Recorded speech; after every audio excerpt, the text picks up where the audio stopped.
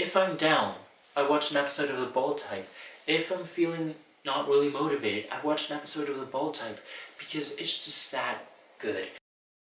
Hello Wayfarers and welcome back to my channel, Wayfaring Reader. Now on this occasion, I bring you a video that is not going to be book related, but don't worry, probably next week's video will be. So in this occasion, what am I going to be talking about? Well, I'm going to be talking about The Bold Type, the Freeform original series. It is just so good. And let me just tell you, I have been wanting to do this video ever since I binged season 1 when it came out. But season 2 has come out and it's so good. And what better time to just talk about the show than now, because it's summer, it's a light, fun show, it's empowering. So without further ado, let's get right into it. Now, what is The Bold Type about and why should you watch it? The Bold Type is a story about 3 young women living in New York. They're called Kat, Jane, and Sutton, and they all work for Scarlet Magazine. Now, Scarlet Magazine is kind of reminiscent and inspired by Cosmopolitan, since the ex-editor-in-chief, I believe, is one of the main producers of the show, and the show is kind of inspired in her life story. Yeah, it's about these 3 young women. They're like 24, 25 years old. They're working at this magazine. Jane has just become a writer. She's not an intern or an assistant anymore. Kat, a few years back, was made head of the social media department, and Sutton is still working as an assistant. And that's kind of where the show takes off, with Jane becoming an official writer of the magazine. But the best part of the show, it's really empowering. It's really up to date with what's happening in the world. It deals with tough topics without shying away from them like other shows do, and it talks about a lot of stuff that needed to be talked about but has never been talked about in a mainstream media TV show like this. And having these 3 powerful young women who are struggling with their love lives, with their careers, with their identities, but seeing them facing those problems is really empowering. It really does hold a lot of nice lessons that we can all take things from and we can all learn from. Because again, in each episode they handle different topics. They handle sexuality. Kat, who is supposedly straight, meets this lesbian Muslim woman, and she kind of starts questioning her sexuality and the heteronormativity that is around her and that is established in our world. We talk about sexual harassment. We talk about how to deal with heartache and breakups and how to overcome that. We talk about how to really strive in the workplace and how young women can feel empowered to ask the tough questions even if it's hard and scary. How women can really strive in the workplace, because this show is just really good in the sense that these 3 characters support each other to just the infinite and beyond.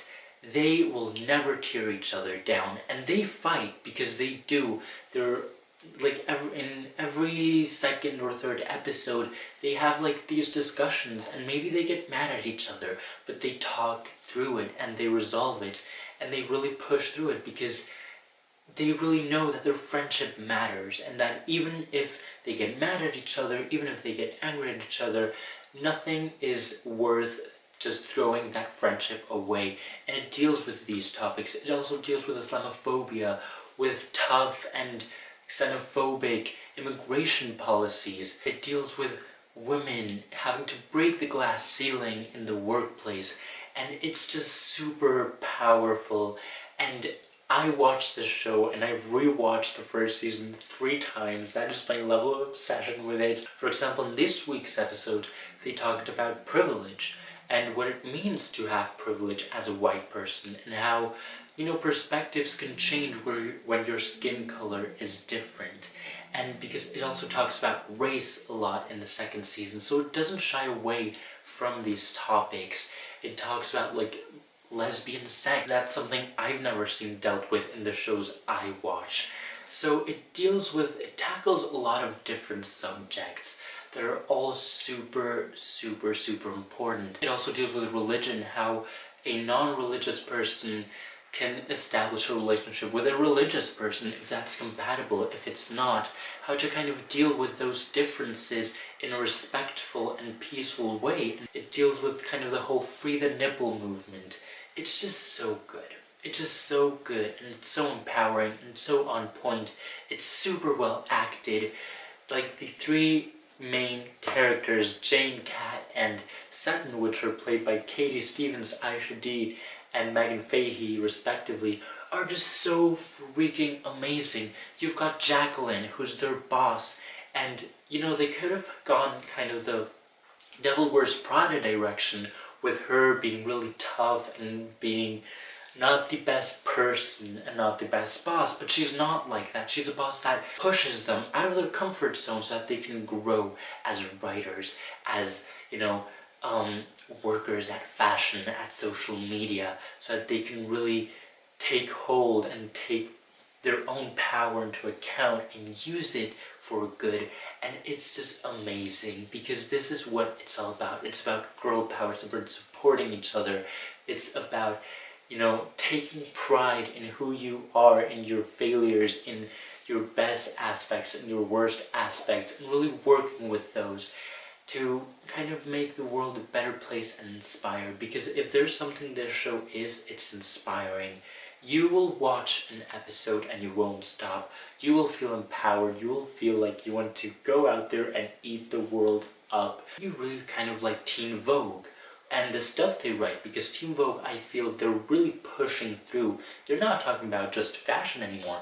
They're talking feminism, they're talking race, they're talking sexuality, they're talking xenophobia, they're talking about all these different topics that, you know, typical fashion magazines would shy away from. They don't. They talk about them.